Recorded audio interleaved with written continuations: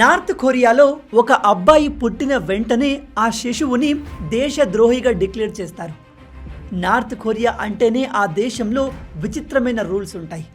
అక్కడ వాటిని చాలా స్ట్రిక్ట్గా ఫాలో అవ్వాలి, లేదా గవర్నమెంట్ కఠినమైన శిక్షలు విధిస్తుంది. కొన్ని రూల్స్ ఎలా ఉన్నాయి అంటే వాటిని విని మీరు ఆశ్చర్యపోతారు. ఇలాంటి రూల్స్ కూడా ఉంటాయా అని షాక్ అవుతారు. ఈ దేశంలో రెగ్యులర్గా ఎలక్షన్ జరుగుతూ ఉంటాయి, కానీ ఓటు వేయడానికి ఒకటే ఆప్షన్ ఉంటుంది. ఆ దేశం మొత్తంలో ఒకటే పార్టీ ఉంటుంది, అదే కిమ్ జాంగ్ ఉన్ పార్టీ. అతనికి మాత్రమే ఓటు వేయాలి. వెయ్యలేదే అనుకో నెక్స్ట్ మినిట్ మీరు జైల్లో ఉంటారు. ఈ దేశం మొత్తంలో ఒకటే టీవీ ఛానల్ ఉంటుంది, వేరేవి చూడడానికి ఆప్షన్ కూడా ఉండదు. నార్త్ కొరియా ఎలాంటి దేశం అంటే మీరు అక్కడ తప్పు చేస్తేనే కాదు, తప్పు చెయ్యాలి అనే ఆలోచన వచ్చినా మీ పైన యాక్షన్ తీసుకుంటారు. అందుకే ఈ వీడియోలో మనం నార్త్ కొరియాలో ఉన్న కొన్ని విచిత్రమైన రూల్స్ గురించి, అక్కడి ప్రజలు వాటిని ఎలా భరిస్తున్నారు అనే విషయాన్ని డీటెయిల్గా తెలుసుకుందాం. వీడియోలోకి వెళ్లే ముందు మీ అందరికీ ఒక చిన్న రిక్వెస్ట్. మన ఛానల్లో రెగ్యులర్గా ఇలాంటి ఇంట్రెస్టింగ్ అండ్ ఇన్ఫర్మేటివ్ వీడియోస్ వస్తూ ఉంటాయి. వాటిని మీరు మిస్ కాకూడదు అనుకుంటే వెంటనే ఛానల్ని సబ్స్క్రైబ్ చేసుకోండి. ఇది మీకు కంప్లీట్లీ ఫ్రీయే, కానీ మీరు చేసే ప్రతి ఒక్క లైక్ అండ్ సబ్స్క్రిప్షన్ మాకు మరిన్ని వీడియోస్ చేయడానికి మోటివేషన్లా ఉంటుంది. 1945 వరకు జపాన్ ఈ పూర్తి కొరియాని అంటే సౌత్ అండ్ నార్త్ కొరియాని కలిపి రూల్ చేసింది. దాదాపు 35 సంవత్సరాల వరకు రూల్ చేశారు. కానీ రెండవ ప్రపంచ యుద్ధం తర్వాత ఈ కొరియా రెండు ముక్కలుగా డివైడ్ అయిపోయింది, north Korea and south Korea. North Korea పైన అప్పటి సోవియట్ యూనియన్ అంటే రష్యా ఇన్ఫ్లుయెన్స్ ఉండేది. సౌత్ కొరియా పైన అమెరికా ఇన్ఫ్లుయెన్స్ ఉండేది. 1948లో కిమ్ డైనాస్టీకి చెందిన కిమ్ ఇల్ సంగ్ని నార్త్ కొరియా లీడర్గా ఎన్నుకున్నారు. నార్త్ కొరియా అసలు పేరు democratic people republic of Korea. ఈ దేశం పేరులో డెమోక్రసీ ఉంది, కానీ ఆ దేశంలో ఎటువంటి డెమోక్రసీ లేదు. 1950లో నార్త్ కొరియాకి అండ్ సౌత్ కొరియాకి మధ్య ఒక పెద్ద యుద్ధం జరిగింది. దాన్ని కొరియన్ వార్ అంటారు. ఈ యుద్ధం కంప్లీట్ అయిన తర్వాత కూడా ఈ రెండు దేశాల మధ్య ఎటువంటి శాంతి ఒప్పందాలు జరగలేదు. అందుకే ఇప్పటికీ ఈ రెండు దేశాలు బద్ధ శత్రువులుగా ఉన్నాయి. మనకు పాకిస్తాన్కి మధ్య శత్రుత్వం ఎలా అయితే ఉందో అంతకి 10 రెట్లు ఈ నార్త్ అండ్ సౌత్ కొరియా మధ్య ఉంటుంది. నార్త్ కొరియా దేశం ఏర్పడినప్పటి నుంచి ఇప్పటి వరకు ఒకే ఫ్యామిలీ ఆ దేశాన్ని లీడ్ చేస్తుంది. అందరికన్నా ముందు కిమ్ ఫ్యామిలీకి చెందిన కిమ్ ఇల్ సంగ్ ఆ దేశాన్ని లీడ్ చేశారు. ఆ తర్వాత కిమ్ జాంగ్ ఇల్ లీడ్ చేశాడు. అండ్ ఇప్పుడు ఆ దేశాన్ని రూల్ చేస్తుంది కిమ్ ఇల్ సంగ్ మనవడైన కిమ్ జాంగ్ ఉన్. అక్కడి ప్రతి రూలర్ తన పదవిని కాపాడుకోవడానికి ఆ దేశంలో అత్యంత కఠినమైన రూల్స్ని తీసుకువచ్చారు. ఇలాంటి కఠినమైన రూల్స్ అండ్ శిక్షలతోనే ఈ రూలర్స్ అక్కడి ప్రజల్ని కంట్రోల్ చేసుకుంటూ వచ్చారు. ఈ దేశంలో రూల్స్ ఇంత దారుణంగా ఎందుకు ఉంటాయి అంటే అక్కడి ప్రజలు సౌత్ కొరియాకి ఆర్ వెస్టర్న్ కల్చర్కి ఇన్ఫ్లుయెన్స్ కాకూడదు అని. ఒకవేళ బయట కల్చర్కి నార్త్ కొరియా ప్రజలు ఎక్స్పోజ్ అయితే వాళ్ళు అక్కడి లీడర్కి వ్యతిరేకంగా మారే అవకాశం ఉంది. అందుకే ఇప్పటికీ ఆ దేశంలో కఠినమైన రూల్స్ ఉంటాయి. వాటిని ఖచ్చితంగా ప్రతి ఒక్కరూ ఫాలో అవ్వాల్సిందే. ఈ వీడియోలో మనం అలాంటి కొన్ని విచిత్రమైన రూల్స్ గురించి తెలుసుకుందాం. Let's get started.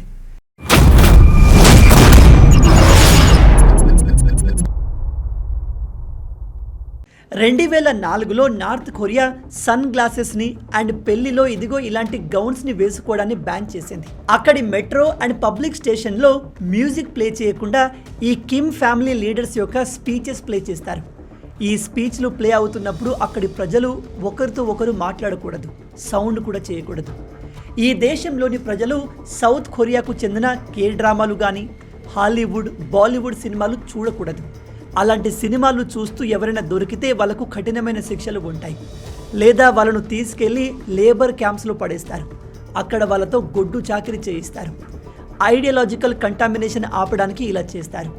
ఎట్టి పరిస్థితుల్లో బయట దేశపు కల్చర్, ట్రెండ్ ఇన్ఫ్లుయెన్స్ నార్త్ కొరియాలో రాకుండా ఉండేందుకు అక్కడి ప్రభుత్వం స్ట్రిక్ట్గా యాక్షన్ తీసుకుంటుంది. నార్త్ కొరియాలో మనలాగా ఇంటర్నెట్ ఉండదు, ఇంట్రానెట్ ఉంటుంది.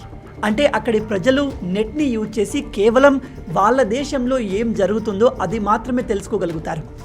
వరల్డ్ వైడ్గా ఏం జరుగుతుంది, బయట దేశ ప్రజలు ఏం చేస్తున్నారు లాంటి విషయాలు వాళ్ళకు తెలియవు. మీరు చెప్తే ఆశ్చర్యపోతారు. ఈ దేశంలోని చాలామంది ప్రజలకు నార్త్ కొరియా బయట కూడా ప్రపంచం ఉంది, అంతకన్నా పెద్ద దేశాలు, డెవలప్ అయిన దేశాలు ఉన్నాయి అనేది కూడా తెలియదు. వాళ్లకు నార్త్ కొరియా ఒక్కటే దేశం అండ్ ఈ కిమ్ జాంగ్ ఉన్ మాత్రమే దేవుడు. అక్కడి ప్రజలు యూజ్ చేసే ఇంటర్నెట్ పైన కూడా ప్రభుత్వం స్ట్రిక్ట్గా సర్వేలియన్స్ చేస్తుంది. ప్రజలు అందులో ఏం చేస్తున్నారు, ఏం చూస్తున్నారు అని ఆల్వేస్ గమనిస్తూ ఉంటుంది. నార్త్ కొరియా నుంచి గవర్నమెంట్ పర్మిషన్ లేకుండా బయట దేశాలకు ఫోన్ చేయడానికి కూడా లేదు. అంటే మీరు బయట దేశపు వ్యక్తులతో మాట్లాడలేరు. అలా కేవలం గవర్నమెంట్ అఫీషియల్స్ మాత్రమే చేయగలరు, అది కూడా స్పెషల్ పర్మిషన్ తీసుకొని. కానీ ఎవరైనా ఆ దేశ ప్రజలు బయట దేశ ప్రజలతో కనెక్షన్లోకి వచ్చినా, మాట్లాడే ప్రయత్నం చేసినా అలాంటి వాళ్లకు కఠినమైన శిక్షలు విధిస్తారు. ఈ దేశంలోని TV network, radio and news పేపర్ని కూడా గవర్నమెంటే కంట్రోల్ చేస్తుంది, వాళ్ళే రన్ చేస్తారు. మన దేశంలో లాగా ఇష్టం వచ్చిన వాళ్ళు టీవీ ఛానల్ పెట్టుకోవడం, న్యూస్ పేపర్ పెట్టుకోవడం లాగా అక్కడ చేయడానికి లేదు. ప్రైవేట్ వ్యక్తులు ఇందులో ఇన్వాల్వ్ కాకూడదు. అలాంటి మీడియా కూడా 24 గంటలు ఆ దేశ లీడర్ అయిన కిమ్ జాంగ్ ఉన్ని పొగుడుతూ ఉంటారు, ఆయన ఫ్యామిలీ గొప్పలు చెబుతూ ఉంటారు. నార్త్ కొరియా పిల్లలకు చిన్నప్పటి నుంచే మన దేశం ఎంతో గొప్పది, మనలాంటి దేశం ప్రపంచంలో ఎక్కడా లేదు, మన లీడర్ ప్రపంచంలోనే గొప్పవాడు, అమెరికా మనకు బద్ధ శత్రువు అంటూ బ్రెయిన్ వాష్ చేస్తారు. సేమ్ ఇలాంటిదే పాకిస్తాన్లో కూడా జరుగుతుంది. పాకిస్తాన్లో ఉన్న ప్రతి ముస్లిం ఒకప్పుడు ఇండియాలో జీవించిన ఫ్యామిలీకి చెందిన వారే అండ్ అందరూ హిందువులే. అంటే ప్రజెంట్ మన ఇండియా అండ్ పాకిస్తాన్లో ఉన్న ముస్లింల ఫ్యామిలీ ట్రీని చూస్తే వాళ్ళ తాత ముత్తాతలు అందరూ హిందువులే.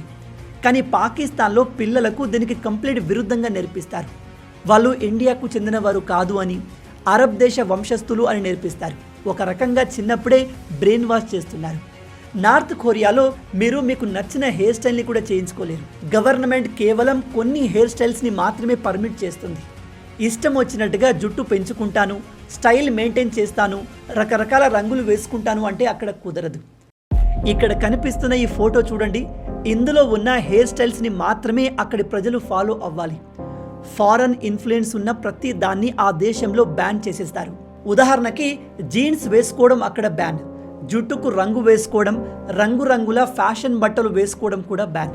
ఇలా చేసే వారిపైన కఠినమైన శిక్షలు ఉంటాయి. బట్టలే కాదు, ఆహారం విషయంలో కూడా అక్కడ విచిత్రమైన రూల్స్ ఉన్నాయి. ఉదాహరణకి హాట్ డాగ్స్, ఇది అమెరికన్ డిష్ కాబట్టి ఆ దేశంలో కంప్లీట్గా బ్యాన్ చేశారు. అండ్ సౌత్ కొరియాకు చెందిన చాలా వంటకాల్ని కూడా ఆ దేశంలో బ్యాన్ చేశారు. షాకింగ్ విషయం ఏమిటంటే ఆ దేశంలో ఒక సిటీ నుంచి ఇంకో సిటీకి వెళ్ళడానికి కూడా పర్మిషన్ తీసుకోవాలి. మీరు వేరే సిటీకి ఎందుకు వెళ్తున్నారు, అక్కడ ఏం పని అనేది అధికారులకు ఎక్స్ప్లెయిన్ చేసి పర్మిషన్ తీసుకోవాలి. లేదా మీరు అలా ట్రావెల్ చేయడానికి లేదు. అలా చేస్తే దాన్ని ఇల్లీగల్గా కన్సిడర్ చేసి మిమ్మల్ని జైల్లో పడేస్తారు. ఇక పాస్పోర్ట్ల విషయానికి వస్తే ఆ దేశంలోని టాప్ అఫీషియల్స్కి మాత్రమే పాస్పోర్ట్ని ఇస్తారు. మిగతా సామాన్య ప్రజలకు పాస్పోర్ట్ తీసుకోవడం ఇంపాసిబుల్. నార్త్ కొరియాలో ఉండే ల్యాండ్స్, బిజినెస్, హౌసెస్ అన్నిటిపైన గవర్నమెంట్ ఆధిపత్యం ఉంటుంది. అక్కడి ప్రజలు ల్యాండ్స్ కొనుక్కొని వ్యవసాయం చేయడం, ఇల్లు కట్టుకోవడం, బిజినెస్ చేయడం చేయొచ్చు. కానీ వాళ్ళు ఎంత చేసినా వాటికి ఒరిజినల్ ఓనర్స్ కాలేరు. ఎందుకంటే అక్కడి ప్రభుత్వానికి దేశంలో ఉన్న అన్ని ప్రాపర్టీస్ పైన 100% అధికారం ఉంటుంది. మీరు చేసే పని అక్కడి లీడర్కి నచ్చకపోతే మీ బిజినెస్, ల్యాండ్, హౌస్ ఇలా ఏదైనా లాక్కోవచ్చు. దానికి అగెన్స్ట్గా మీరు ఏమీ చేయలేరు, ఎవరికి కంప్లైంట్ ఇవ్వలేరు. ఈ దేశంలో ఎటువంటి మతం ఫాలో అవ్వడానికి లేదు. హిందూ, ముస్లిం, క్రిస్టియన్ ఇలా ఎటువంటి మతం అక్కడ ఉండకూడదు. ఒకప్పుడు అక్కడ బుద్ధిజం, క్రిస్టియానిటీ ఉండేది. ఇప్పుడు అలాంటి మతాలు ఫాలో అయ్యే వారిపైన కఠినమైన శిక్షలు ఉంటాయి.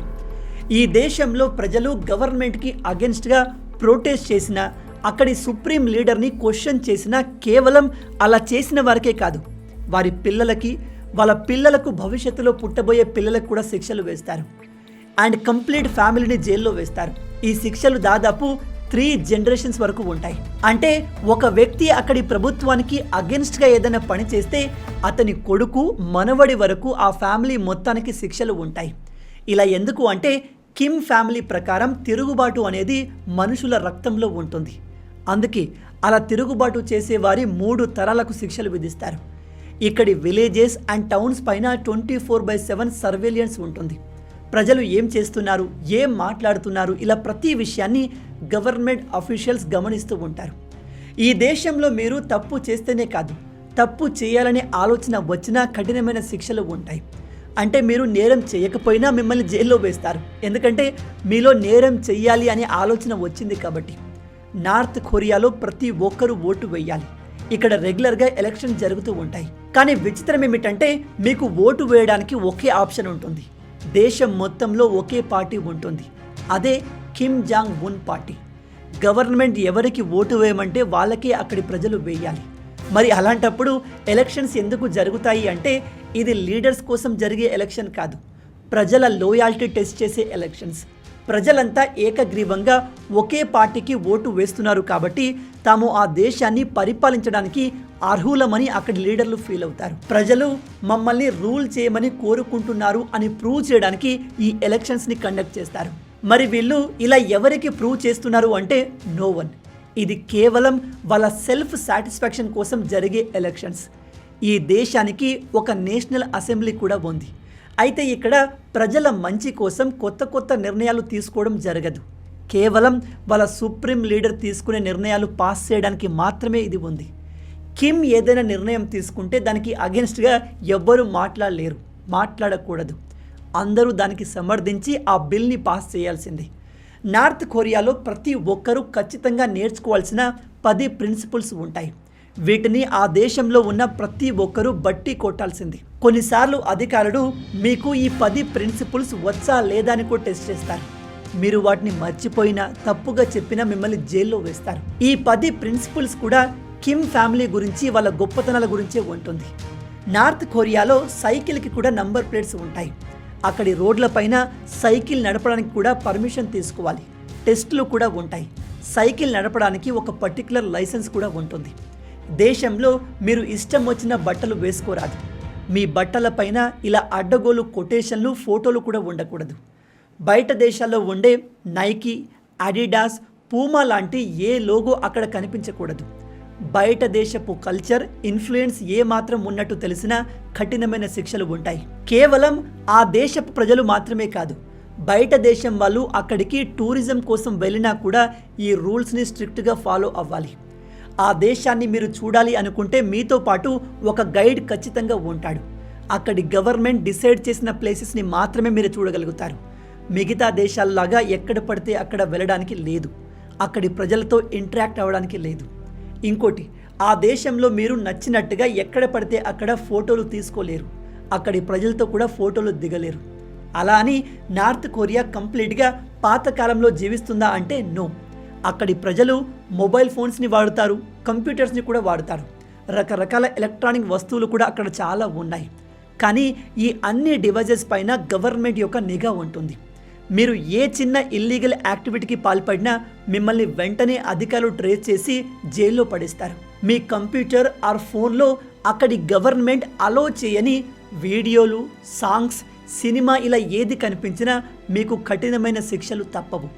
మన దేశంలో లాగా ఇక్కడ కులాలు కూడా ఉన్నాయా అంటే ఎస్, కానీ ఇక్కడి సిస్టమ్ డిఫరెంట్గా ఉంటుంది.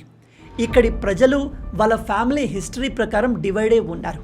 ఇక్కడ మొత్తం 3 క్లాసెస్ ఉన్నాయి. 1 కోర్, 2 వేవరింగ్, 3 హోస్టైల్. కోర్ కేటగిరీలో ఉన్న వాళ్ళను గొప్ప వాళ్ళుగా చూస్తారు. ఇందులో కిమ్ ఫ్యామిలీని సపోర్ట్ చేసేవాళ్ళు, తరతరాలుగా సపోర్ట్ చేస్తున్న వాళ్ళు ఉంటారు.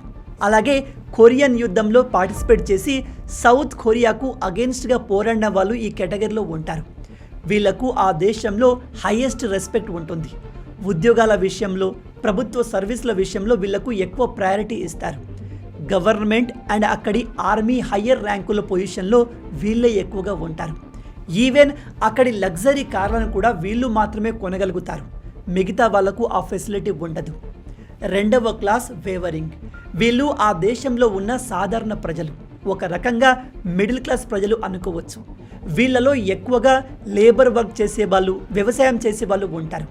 వీళ్ళు గవర్నమెంట్కి కంప్లీట్ అగెన్స్ట్ కాదు, అలా అని మరీ సపోర్ట్గా ఉన్న వాళ్ళు కాదు.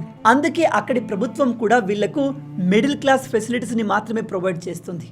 ఇక చివరగా 3వ క్లాస్ హాస్టైల్. వీళ్ళు ఆ దేశంలో అత్యంత తక్కువ వాల్యూ కలిగిన వాళ్ళు. అలా ఎందుకు అంటే ఒకానొక సమయంలో వీళ్ళ పూర్వీకులు ఏదైనా మతాన్ని ఫాలో అయి ఉంటారు, లేదా గవర్నమెంట్కి అగెన్స్ట్గా ఏదైనా యాక్టివిటీ చేసి ఉంటారు, లేదా సౌత్ కొరియాతో కనెక్షన్ ఉన్న వాళ్ళని ఈ కేటగిరీలో ఇంక్లూడ్ చేస్తారు. నార్త్ కొరియా గవర్నమెంట్ ఈ 3వ కేటగిరీ ప్రజల్ని దేశ ద్రోహులుగా కన్సిడర్ చేస్తుంది. వీళ్లకు ఆ దేశంలో ఉండే వరస్ట్ జాబ్స్ అండ్ కఠినమైన పనులు చేయడానికి యూజ్ చేసుకుంటారు. మోస్ట్లీ వీళ్ళను శానిటైజేషన్ వర్క్లో పెట్టుకుంటారు. మళ్ళీ చెప్తున్నాను, ప్రజెంట్ ఈ 3వ కేటగిరీలో ఉన్న వాళ్ళు గవర్నమెంట్కి అగెన్స్ట్గా ఎటువంటి పని చేయలేదు, వాళ్ళు ఏ తప్పు చేయలేదు. కానీ వాళ్ళ తాత ముత్తాతలు చేసిన పనుల కారణంగా వీళ్ళు ఈ శిక్షల్ని ఇప్పుడు అనుభవిస్తున్నారు.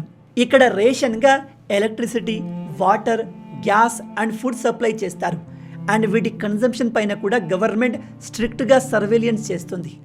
ఎవరు ఎంత తినాలి, ఎవరికి ఎంత ఆహారం ప్రొవైడ్ చేయాలో ప్రభుత్వమే డిసైడ్ చేస్తుంది.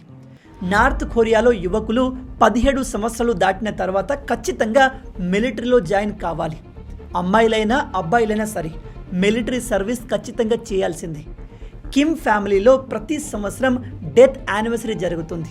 అంటే కిమ్ ఫ్యామిలీలో ఎవరు చనిపోయినా ఆ రోజును గుర్తుపెట్టుకొని దేశమంతా ఏడుస్తుంది. ఊరికే ఏడుస్తున్నట్టు యాక్ట్ చేయడం కాదు, నిజంగా ఫీల్ అయ్యి ఏడవాలి. దీన్ని ఎవరు ఎగతాళి చేసినా వాళ్ళకు డైరెక్ట్గా మరణశిక్ష విధిస్తారు. ప్రతి ఇంట్లో అండ్ ప్రతి ఆఫీస్లో కిమ్ ఫ్యామిలీ లీడర్ల ఫోటోలు ఉండాలి.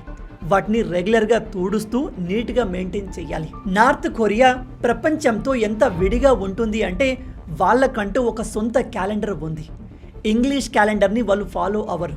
వీళ్ళ క్యాలెండర్ని జూషే క్యాలెండర్ అంటారు. ఇది 1912 నుంచి స్టార్ట్ అవుతుంది. ఎందుకంటే అక్కడి సుప్రీం లీడర్ అయిన కిమ్ ఇల్ సంగ్ బర్త్డే ఇయర్ అది. ప్రజెంట్ ఇప్పుడు ఆ దేశంలో 113వ సంవత్సరం నడుస్తుంది. నార్త్ కొరియా ఇలా ప్రపంచంతో ఎందుకు కటఫ్ అయి ఉంది అంటే అక్కడి సుప్రీం లీడర్లకు భయం. ఒకవేళ అక్కడి ప్రజలకు బయట ప్రపంచం గురించి తెలిస్తే, బయట ప్రజలు ఎలా జీవిస్తున్నారో, వాళ్ళకు ఎంత ఫ్రీడమ్ ఉందో తెలిస్తే అక్కడి ప్రభుత్వానికి అగెన్స్ట్గా ప్రజలు నిలబడతారు. కిమ్ ఫ్యామిలీ తమ అధికారాన్ని కంప్లీట్గా కోల్పోతుంది.